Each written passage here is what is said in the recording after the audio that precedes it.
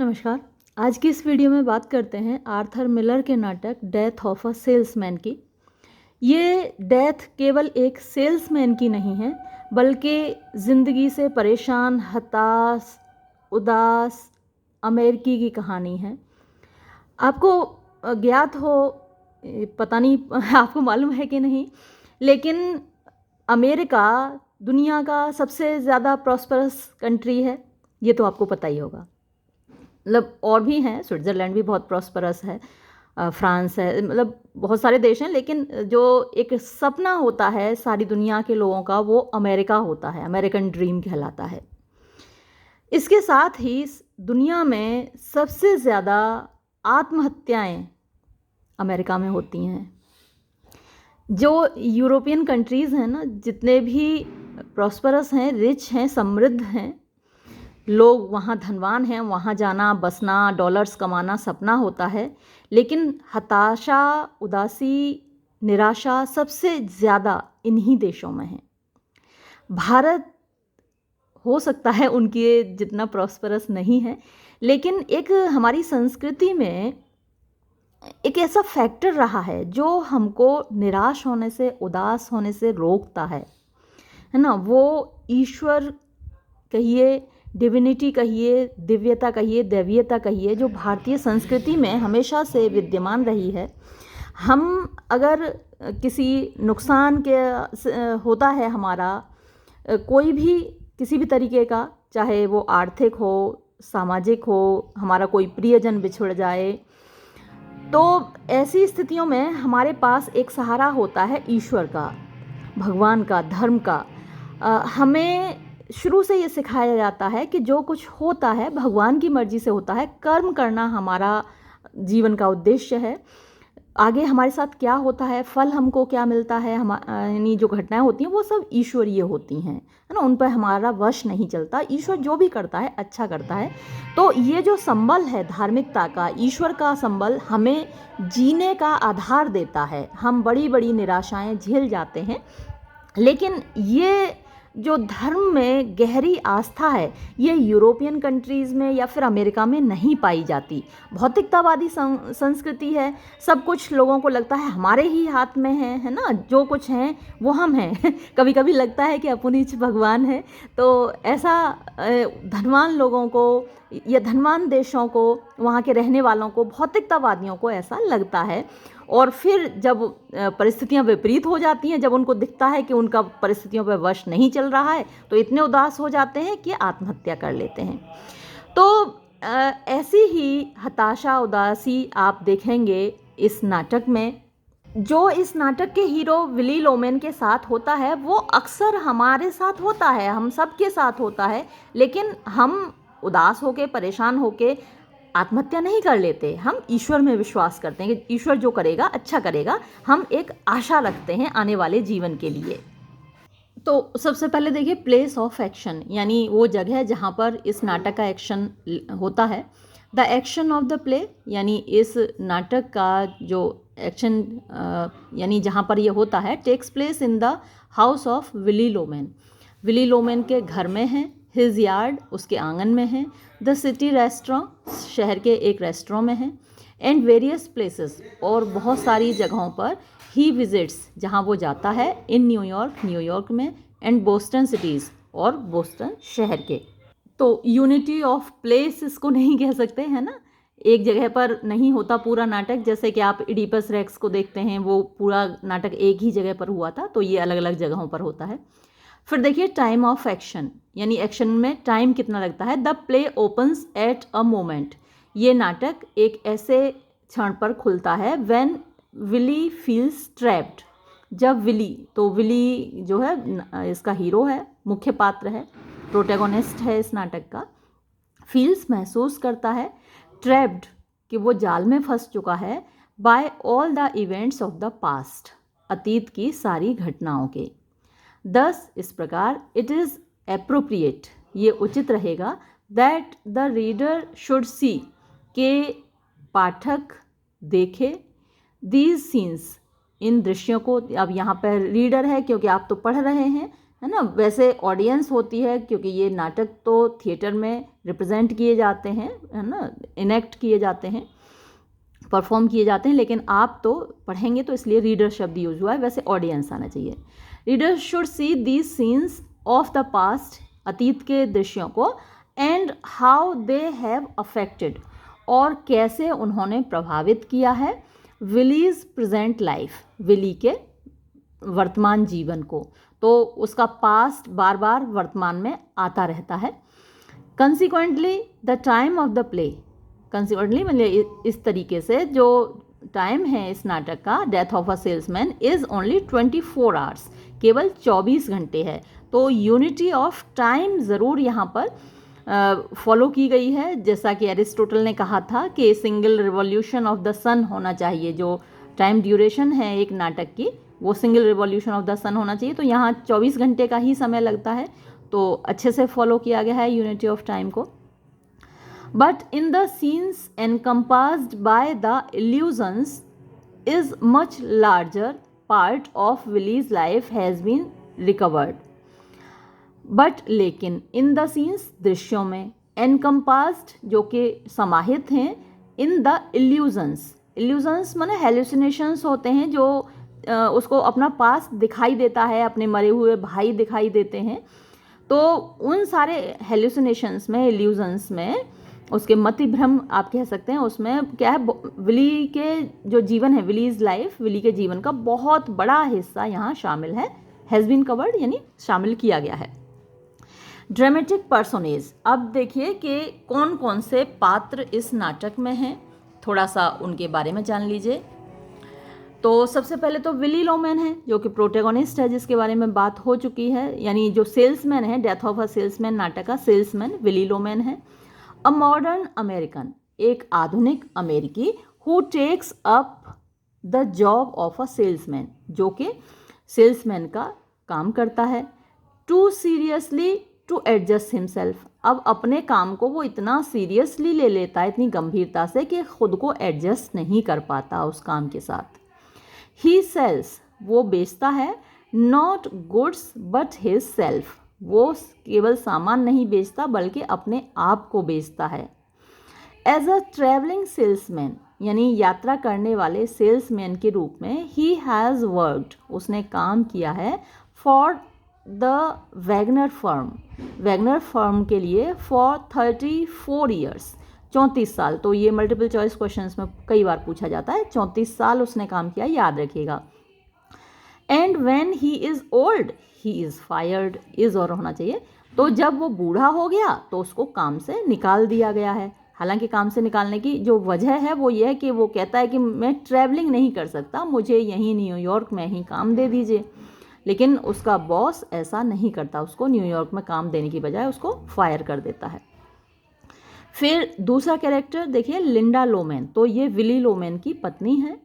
Willie लोमैन्स wife, Willy Loman की पत्नी। She loves her husband, वो अपने पति से प्रेम करती है, despite his illusions and difficulties, यानी उसको इल्यूजन्स होते हैं, उसको भ्रम होते रहते हैं, काफ़ी चीज़ें उसको दिखाई देती हैं, और डिफ़िकल्टीज़ यानी जीवन में बहुत सारी परेशानियां हैं, इसके बावजूद लिंडा अपने पति को प्रेम करती है।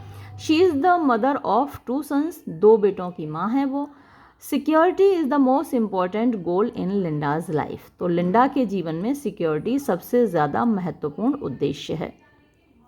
फिर देखिए बिफ लोमैन, तीसरा कैरेक्टर, विलीज एल्डेस्ट सन, तो एल्डेस्ट की बजाय एल्डर आप कर लीजिए, क्योंकि 2 ही बेटे हैं, तो एल्डेस्ट तो 2 से ज़्यादा के लिए आता है ना, 3 हो कम से कम, तो 2 ही हैं, तो विली का एल्डर सन है, ये बड़ा बेटा है।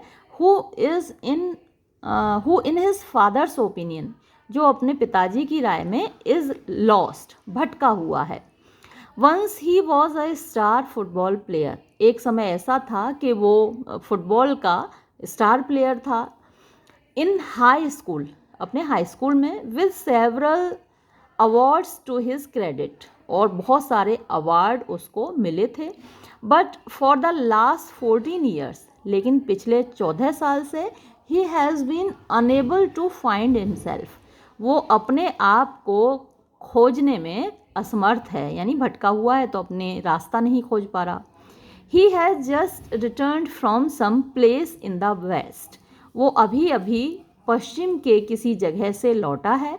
He is now 34 years old, अब वो 34 साल का है। तो जितने साल की नौकरी हो गई है विली लोमैन की, उतने ही साल का विली लोमैन का बेटा बिफ लोमैन है। तो दोनों को याद रखना आपको आसान हो जाएगा।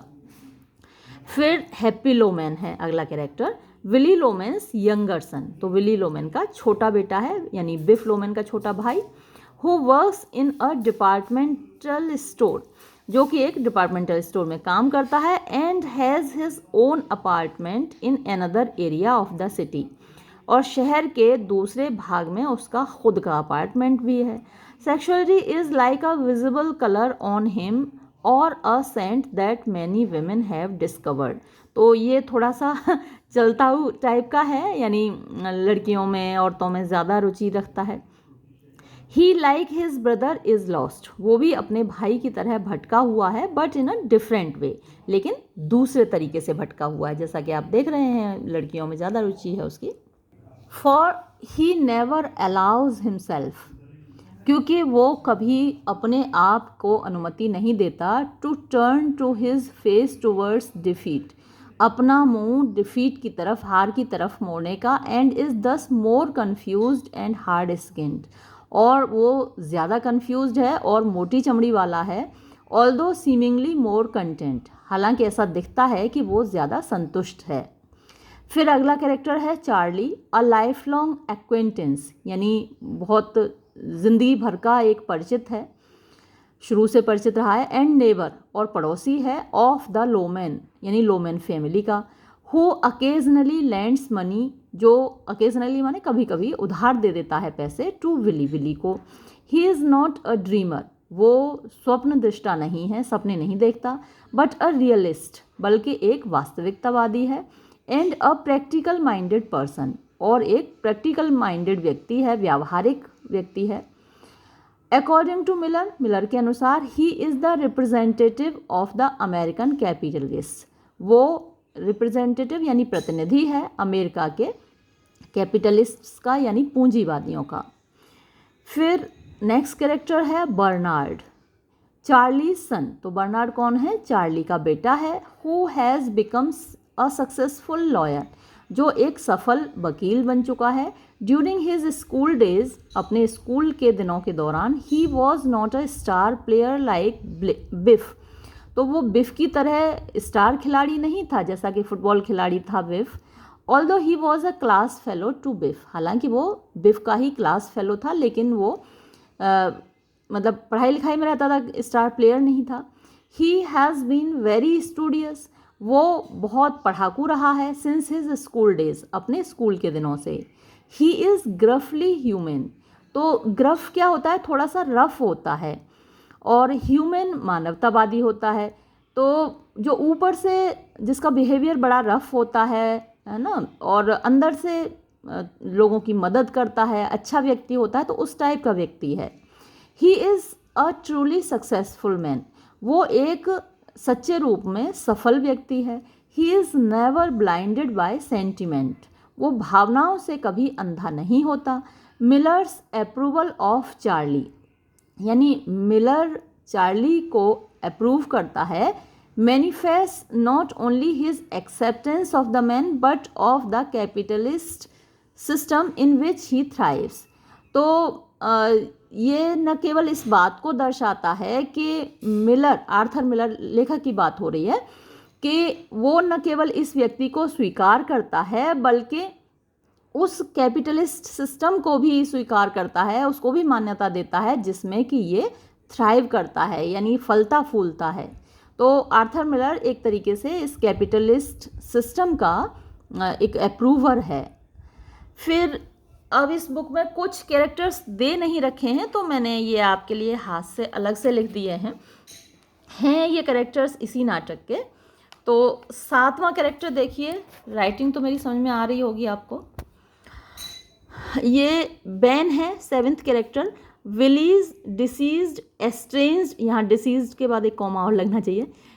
विली का डिसीज्ड माने मरा हुआ, एस्ट्रेंज्ड जो उससे अलग रहता था। एल्डर ब्रदर, बड़ा भाई। अ डायमंड टाइकून, वो एक हीरो का व्यापारी था। तो बेन ये क्या है, बहुत पहले मर चुका है, विली का भाई है और काफ़ी पहले मर चुका है, लेकिन उसके सपनों में आता है, उसको दिखाई देता है, हेलुसिनेशंस होते हैं विली लोमैन को कि उसका भाई सामने खड़ा है और उससे बात कर रहा है ना। इसका जो मरने का जो प्लान होता है ना लास्ट में, वो भी ये अपने इसी भाई से बात करके बनाता है और बातें करके ये उसको कन्विंस होता है, वो खुद को कन्विंस करता है कि भाई अप्रूव कर रहा है उसके मरने के प्लान को, सुसाइड करने के प्लान को।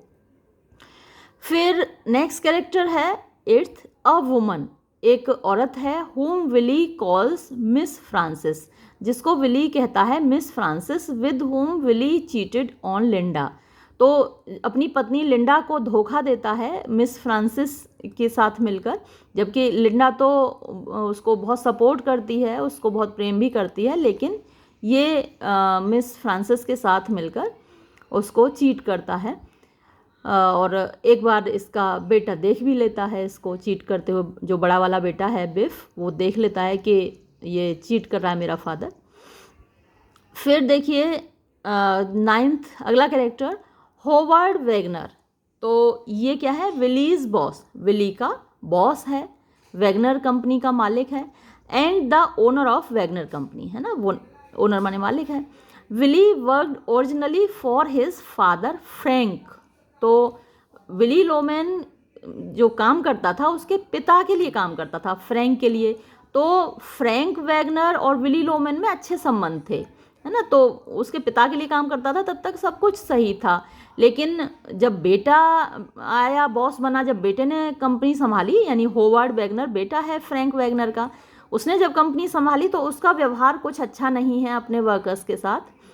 तो जब विली लोमैन कहता है कि भाई मैं बूढ़ा हो गया हूँ, मुझे कार चलाने में दिक्कत हो रही है और तुम मुझे यहीं इसी शहर का काम सौंप दो, मैं दूर की यात्रा नहीं कर सकता, तो होवर्ड वैगनर उसको बजाय उससे सहानुभूति रखने के कि बुज़ुर्ग आदमी है, 34 साल से सेवा कर रहा है, हमारी कंपनी में काम कर रहा है, तो बजाय सिंपैथी के उसे काम से ही निकाल देता है। तो ये थोड़ा सा र्यूड है, सेल्फिश है। फिर देखिए नेक्स्ट कैरेक्टर है जेनी, ये चार्ली की सेक्रेटरी है ना। फिर 11th नेक्स्ट कैरेक्टर ये स्टैनली है, a waiter at Frank's chop house restaurant. तो एक रेस्टोरेंट है जिसमें ये लोग मिलते हैं और उस रेस्टोरेंट का नाम है फ्रैंक्स चॉप हाउस। याद रखिएगा, मल्टीपल चॉइस क्वेश्चंस में पूछ लिया जाता है। तो वहाँ पर वेटर है स्टैनली। फिर नेक्स्ट कैरेक्टर है मिस फोर्सिथ, ये a girl happy picks up at the restaurant. तो इस रेस्टोरेंट में से ऐसे ही उठा लेता है मिस फोर्सिथ को, साथ में चल देती है उसके ये लड़की। और एक और कैरेक्टर है लेटा, ये मिस फोर्सिथ की फ्रेंड है। तो ये दोनों लड़कियां ऐसे ही आप चल देती हैं। वो वहाँ तो थोड़ा ओपन सोसाइटी है, खुला माहौल है अमेरिका में, अब तो इंडिया में भी काफ़ी खुला माहौल हो गया भाई, तो ऐसे ही चल देती हैं दोनों लड़कियां। तो ये कैरेक्टर्स हैं, मैंने बाकी के कैरेक्टर्स आपको इसलिए लिख दिए कि मल्टीपल चॉइस क्वेश्चंस में ये कैरेक्टर्स पूछ लिए जाते हैं, है ना। मान लीजिए बाई चांस आपसे पूछ ली जाए कि स्टैनली कौन है, मिस फोर्सिथ कौन है, जेनी कौन है, तो आपको पता होना चाहिए। अब समरी देखिए, it is difficult to summarise the play, मतलब मुश्किल है समरी बताना, इस नाटक को संक्षेप में बताना, in the form of a story, एक कहानी के रूप में, बिकॉज क्योंकि एक्शन इन द प्ले, इस नाटक का जो एक्शन है, इज़ नॉट डेवलप्ड क्रोनोलॉजिकली, वो विकसित नहीं किया गया है क्रोनोलॉजिकली, यानी इस घटना के बाद ये घटना, फिर ये घटना, फिर ये घटना, क्योंकि बीच बीच में फ्लैशबैक्स चलते रहते हैं, बीच बीच में हेल्यूसिनेशंस होते रहते हैं, है ना, जो पास्ट है वो आता रहता है, तो इसलिए जो घटनाएं हैं वो क्रोनोलॉजिकली नहीं है। द प्ले राइट यानी नाटककार, इन ऑर्डर टू मेंटेन, बनाए रखने के लिए, the unity of time and place, time और प्लेस की unity, follows the flashback techniques, तो फ्लैशबैक की तकनीक को फॉलो करता है। If we want to make out the story, अगर हम, मेक आउट का मतलब समझना, हम कहानी को समझने की कोशिश करें, ऑफ विली लोमैन की, वी कैन नरेट इट, हम इसका वर्णन कर सकते हैं इन द फॉलोइंग मैनर, इस तरीके से। Willy Loman an old salesman, Willy Loman एक बूढ़ा सेल्समैन, केम होम घर आया, from one of his trips, अपनी एक यात्रा से, यानी वो उसका सेल्समैन का काम है और बड़ी लंबी लंबी यात्राएं करनी होती हैं उसके लिए। अनेबल एनी लॉन्गर, अनेबल माने असमर्थ है, एनी लॉन्गर अब और नहीं, तो अब और असमर्थ, और अब समर्थ नहीं है ना, अब असमर्थ हो गया है। टू कंट्रोल हिज कार, अपनी कार को कंट्रोल करने में, यानी कार पे नियंत्रण नहीं है उसका। As soon as he comes, जैसे ही वो आता है, he is carrying 2 black battered sample cases, तो वो लिए हुए है 2 काले, है ना, बैटर्ड माने घिसे पिटे से, सैंपल केसेस 2 बक्से हैं उसके। अब क्या वो बेच रहा है ये तो मेंशन नहीं किया गया है। They seem to have some ominous meaning as they weigh him down, ऐसा लगता है कि इनका कुछ, ओमिनस माने अपशकुनी सा, मीनिंग अर्थ है कि वो वे हिम डाउन, जैसे उसे दबाए दे रहे हैं, इतने भारी हैं वो बक्से कि जैसे उनके वजन से वो दबाई जा रहा है, मराई जा रहा है, गिराई जा रहा है। इन द ड्रीम, सपने में, he seems to be quite old and broken, वो एकदम से टूटा हुआ और बूढ़ा लगता है। एंड स्टार्ट्स शाउटिंग, और चिल्लाने लगता है, एट हिज वाइफ लिंडा, अपनी पत्नी लिंडा पर, सो लाउड, इतनी जोर से, दैट हिज सन्स, कि उसके बेटे Biff and Happy hear him in their room, उसको, उसकी आवाज़ सुनते हैं अपने कमरे में, अप स्टेयर्स यानी ऊपर के माले में, सीढ़ियों से ऊपर, वेयर दे लाई स्लीपिंग, जहाँ पर वो सो रहे होते हैं। बिफ इज़ हिज एल्डेस्ट सन, तो ये पहले ही आप जानते हैं। ही हैज़ जस्ट कम होम, वो अभी अभी घर आया है, फ्रॉम हिज वॉन्डरिंग, यानी घूम घाम कर। Happy explains to his brother, Happy अपने भाई को बताता है, that their father is losing mind, कि उनके पिताजी का दिमाग सटक रहा है, जैसे कि 60 का हो जाता है व्यक्ति तो सठिया जाते हैं ना, वैसे ही उसके पिताजी का दिमाग सठिया रहा है। Irony is shown by the contrast in the approaches of the father and the son, तो आयरनी दिखाई देती है, जो कंट्रास्ट यानी विरोधाभास दिखता है, पिता और पुत्र की जो सोच है उसमें कंट्रास्ट दिखता है। The father thinks that his sons specially Biff are lost, तो पिता को लगता है कि उनके जो बेटे हैं और ख़ासकर बिफ, वो अपने मार्ग खो चुके हैं, भटके हुए हैं, और बच्चों को क्या लग रहा है कि पिताजी लॉस्ट हैं, है ना, ऊपर आया ना, Happy explains to his brother that their father is losing his mind, तो पिताजी लॉस्ट हैं ये बच्चों को लगता है, और बच्चे लॉस्ट हैं ये पिताजी को लगता है, भटके हुए हैं। Are lost, the sons think contrarily, और जो बच्चे हैं वो इसका कॉन्ट्रेरी माने अपोजिट सोचते हैं। विली सेज, विली कहता है, Biff Loman is lost, Biff Loman भटका हुआ है। In the greatest country in the world, संसार के महानतम देश में, अ यंग मैन, एक युवा, विद सच पर्सनल अट्रैक्टिवनेस, जिसका व्यक्तित्व इतना आकर्षक है, गेट लॉस्ट, गेट्स लॉस्ट यानी वो भी भटक जाता है। And such a hard worker, और इतना कठोर मेहनत करने वाला। There is one thing about he is not lazy, एक बात तो है उसके बारे में कि वो आलसी नहीं है, यानी जो बिफ है बड़ा बेटा वो आलसी नहीं है, फिर भी लेकिन वो भटका हुआ है, अपनी मंजिल को वो नहीं पा सका है। फिर I will see him in the morning, और फिर वो आगे बोलता है, यानी पिता अपने बेटे के बारे में बोल रहा है कि मैं उससे सुबह मिलूँगा। I will have a nice talk with him, मैं उससे अच्छे से बात करूँगा। I will get him a job selling, मैं उसको बेचने का कोई काम दिलाऊँगा। He could be big in no time, यानी बहुत जल्द वो बड़ा आदमी बन जाएगा। माई गॉड, हे भगवान। Remember how they use to follow him around in high school, अरे याद करो कैसे लोग उसके आगे पीछे घूमा करते थे जब वो हाई स्कूल में था। अब पहले ही आप जान चुके हैं कि जब वो हाई स्कूल में था तो स्टार फुटबॉल प्लेयर था, तो एक अच्छा खिलाड़ी, अच्छा उसका कद काठी, अच्छा पर्सनैलिटी, तो लड़कियां लड़के सब उसके आगे पीछे लगे ही रहते थे। I won't fight with him any more, अब मैं उससे नहीं लड़ूंगा अपने बड़े बेटे से। If he wants to go back to Texas let him go, अगर वो टेक्सास वापस जाना चाहता है तो उसे जाने दो, श्योर, पक्का। Certain man just don't get started till later in life, कुछ लोगों के साथ ऐसा होता ही है कि बहुत ज़िंदगी के बाद तक वो अपना शुरुआत नहीं कर पाते, यानी उनको अपनी कैरियर बनाने में काफ़ी वक्त गुजर जाता है, तो वो अपने बेटे के बारे में ये सब कुछ सोच रहा है। As we listen to all this, अच्छा ये बोल बोल के सोच रहा है, तो नाटक में ऐसा दिखाया गया है। जब हम ये सब सुनते हैं, विलीज एल्डर ब्रदर बेन, तो विली का बड़ा भाई बेन, और इनके बारे में मैंने बताया कि वो मर चुके हैं। ऑल्सो अ वॉन्डर, वो भी एक घुमंतु थे।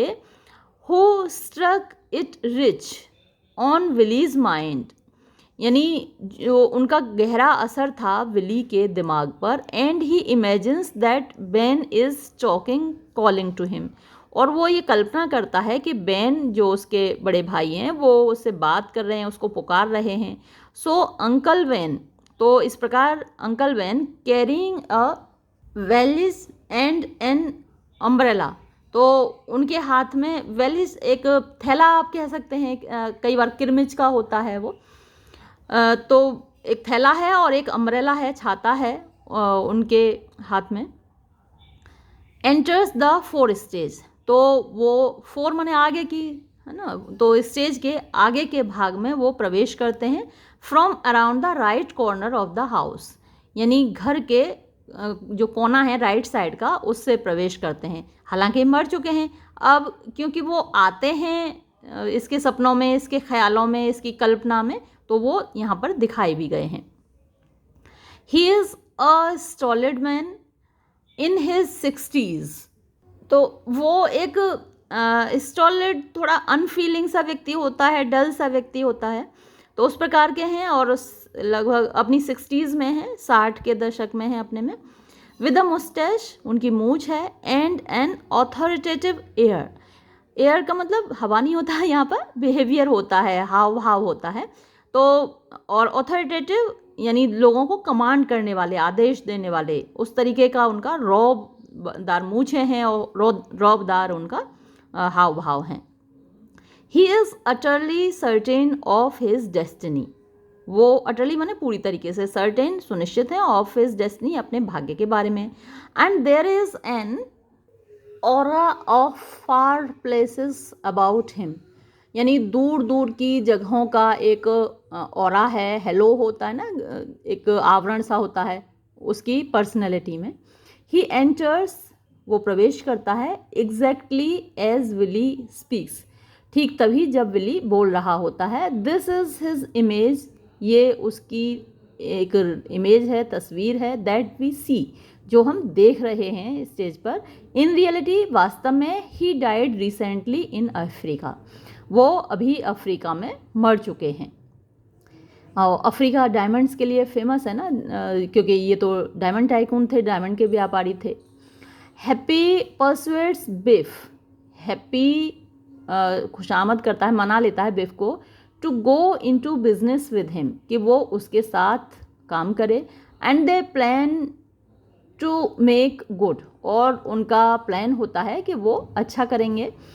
बट समहाउ, लेकिन किसी तरीके से, Biff steals a fountain pen from the man Oliver, लेकिन बिफ एक फाउंटेन पेन चुरा लेता है एक आदमी ओलिवर से, who was to support their plan, जो उनके प्लान को सपोर्ट करने वाला था। They were to sell sports goods, वो बेचने वाले थे स्पोर्ट्स के यानी खेल की सामग्री, मैन्युफैक्चर्ड, जो बनाई जाती थी बाय ओलिवर, ओलिवर के द्वारा। बिफ यूज टू स्टील, बिफ को चुराने की आदत थी। But his father let him get away with everything, लेकिन उसके पिताजी उसके हर चीज़ को ऐसे ही जाने देते थे कि जाने दो, बच्चा है। And their father plans to get a job from his boss's son, और उनके पिता प्लान करते हैं कि एक जॉब दिलाएंगे अपने बॉस के बेटे से। अ पोजीशन, अच्छा, अपने लिए, मतलब अपने लिए एक जॉब ऐसी हासिल करेंगे। अपने बॉस के बेटे से, अ पोजीशन एक ऐसी post where he won't have to go on the road any more, जहाँ उनको रोड पर और ज़्यादा नहीं जाना पड़ेगा, यानी लंबी यात्रा नहीं करनी पड़ेगी। Linda is very happy about all this, इस सब को सोचकर लिंडा बहुत खुश है। शी इज़ वरीड, वो चिंतित है, दैट विली लोमेन में कमिट सुसाइड, उसको ऐसा आभास हो जाता है कि कहीं विली लोमेन आत्महत्या न कर ले।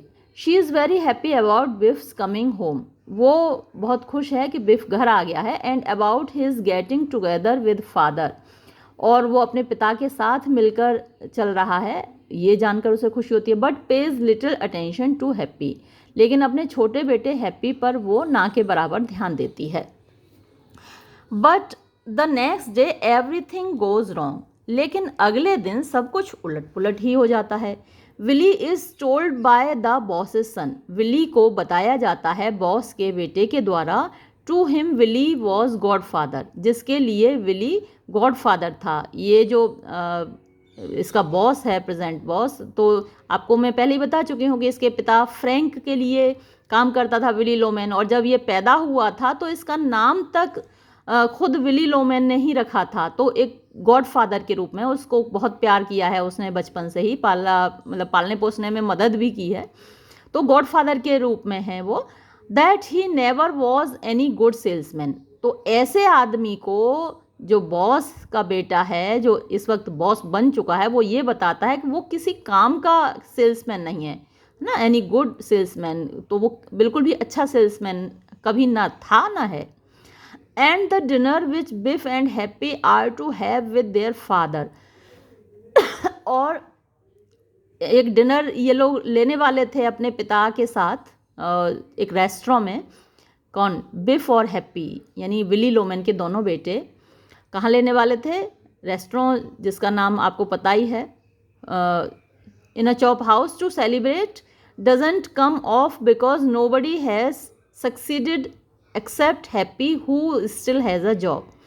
तो अब कोई भी सफल नहीं हुआ, ना बिफ अपने काम में सफल हुआ, ना विली लोमेन अपने काम में सफल हुआ, तो जो सेलिब्रेशन था वो एक तरीके से ख़त्म हो जाता है।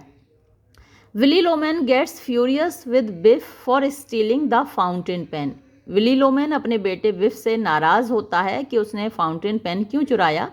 And Biff gets furious with Willy, और बिफ अपने फादर विली से नाराज़ हो जाता है, for imagining that beef ever could make good, कि तुम हमेशा, पिताजी आप ऐसा क्यों सोचते हो कि मैं कभी कुछ अच्छा कर सकता हूँ, यानी मैं प्रॉस्पर हूँ, हमेशा यही क्यों सोचते हो कि सब सक्सेसफुली हों। Then Happy catches sight of a beautiful babe in the restaurant, तो उसके बाद हैप्पी को वहाँ रेस्टोरेंट में एक खूबसूरत लड़की दिखाई देती है ना, तो मिस फोर्सेथ, उसका नाम पहले ही मैं बता चुकी हूँ आपको। And he tells her to get a girlfriend, और वो उससे कहता है कि मुझे एक गर्लफ्रेंड चाहिए। And Biff and he go off with the two of them to lay them all night, और दोनों भाई वहाँ से चल देते हैं, बिफ और हैप्पी उन दो लड़कियों के साथ, है ना। तो एक दोनों के नाम आपको पता ही है, मैं पहले बता चुकी हूँ। एज दे लीव, जब वो निकलते हैं, Happy seems to see his father rush into the bathroom, Happy को लगता है कि उनके पिता दौड़े हैं बाथरूम की ओर, एंड देन कम आउट, और फिर बाहर आए हैं, and sink to his knees, और अपने घुटनों पर गिर पड़े हैं, एंड शाउट, और चिल्ला रहे हैं, and found with his first something about giving Biff an order, तो जैसे कि उसे कुछ मिल गया हो, something about giving Biff an order, मतलब जैसे कि वो बिफ को कोई आदेश दे रहा है, ऐसा लगता है। इन द लास्ट सीन, अंतिम दृश्य में, when they get home, 2 act तो टोटल ही हैं इसमें, नाटक में। तो जब वो घर जा रहे होते हैं, Linda goes into a rage, तो लिंडा एकदम नाराज़ हो जाती है, बिफर जाती है, and accuses beef and happy, और अपने दोनों बेटों बिफ और हैप्पी पर दोष देती है उनको, of warring and killing their father, कि तुम लोगों ने अपने बाप को बहुत परेशान किया है, मतलब मार डाला है। बिफ गेट्स फ्यूरियस, बिफ भी नाराज़ हो जाता है, and begins to attack his father, और अपने पिता पर जैसे अटैक करने वाला होता है, वाइल हैप्पी स्टैंड्स असाइड, जबकि हैप्पी एक तरफ को खड़ा हो जाता है, एंड वॉचेज और ऐसे देखता है एज दो happy was part of an audience at a play, जैसे कि हैप्पी जो ऑडियंस नाटक देख रहे हैं उन्हीं का एक भाग हो। Just as Biff is about to strike his father, तो जैसे ही बिफ अपने पिता को पे आक्रमण करने वाला होता है, ही फॉल्स इंस्टेड, तो आक्रमण न करके वो एकदम से गिरता है, weeping into his father's arms, अपने पिता की बाहों में लिपटकर रोने लगता है। विली लोमैन शाउट्स, अब बिली लोमैन एकदम से चिल्लाता है, ही लव्स मी, देखो मेरा बेटा मुझसे प्यार करता है, that boy is going to be magnificent, ये लड़का तो बहुत शानदार बनेगा कुछ।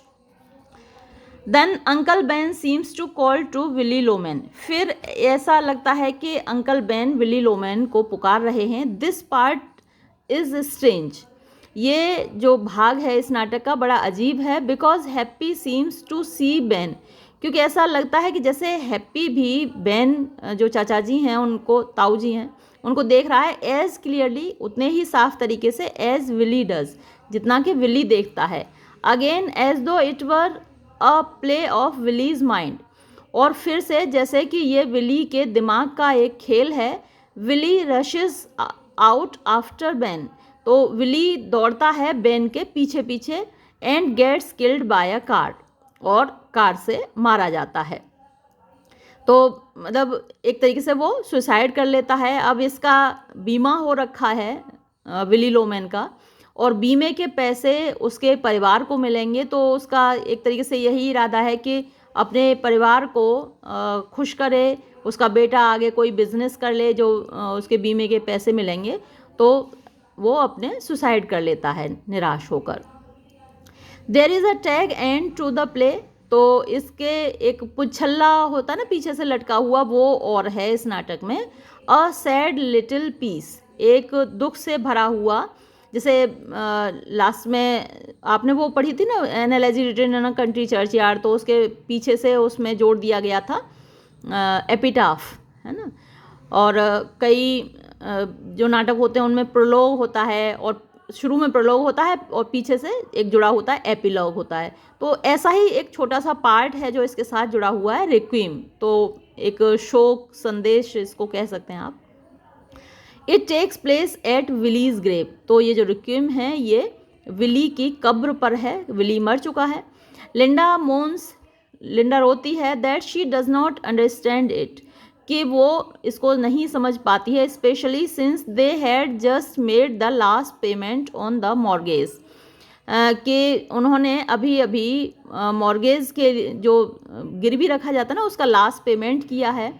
बिफ says he is going away from the city, Biff कहता है कि वो शहर से दूर जा रहा है, but Happy decides to stay in the city and be number one man, लेकिन हैप्पी शहर में रहने का ही निश्चय करता है, और वो निश्चय करता है कि नंबर 1 आदमी बनेगा। अब ये जो नीचे दे रखा है एक क्रिटिक का कमेंट है ना, डैनियल एफ श्नेडर, ये क्रिटिक हैं, उन्होंने एक बुक लिखी है the psycho analyst and the artist, New York से पब्लिश हुई है, तो उसमें से ये थोड़ा सा कोट लिया गया है कि the entire play has an aura of a dream, तो ये जो पूरा नाटक है एक सपने के जैसा है। ऑरा क्या होता है, एक धुंध सी जैसे होती है, पूरा छाया हुआ होता है, रोशनी भी होती है, यानी एक पूरा कोई ऐसी चीज़ जो पूरे को अपने में ढके हुए होती है, ऑरा कहलाती है। जैसे किसी व्यक्ति के व्यक्तित्व से निकलने वाला वाइब्स होती हैं, वो ऑरा कहलाती हैं। तो एक सपने जैसा है पूरा ये नाटक। A wish of pre historic proportion, यानी हिस्ट्री से, प्री हिस्टोरिक हिस्ट्री से पहले का होता है, प्रपोर्शन अनुपात होता है, तो इस तरीके से बना हुआ है जैसे कि चीज़ें प्री हिस्टोरिक हों।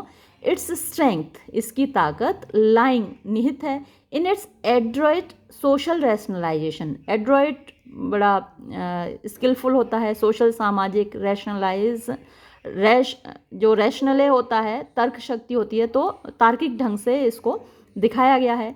इन इट्स सुपरलेटिव डिस्गाइज, और सुपरलेटिव बढ़ा चढ़ा कर होता है, डिस्गाइज मतलब भेष बदलना होता है, of the role of the younger son Happy, तो जो छोटा बेटा है उसका जो रोल है वो एक तरीके से बढ़ा चढ़ा कर दिखाया गया है। जो जैसा होता है अमेरिकन समाज में, जो युवा पीढ़ी है उसका रोल थोड़ा सा बढ़ाकर यहाँ दिखाया गया है। डिस्गाइज है, यानी थोड़ा सा उस पर एक आवरण चढ़ा हुआ है, तो वैसा ये दिखाया गया है। तो आगे कभी जब वक्त मिलेगा हम इस पूरे नाटक को पढ़ेंगे डिटेल में। बहुत सारे नाटक मैं पढ़ा चुकी हूँ।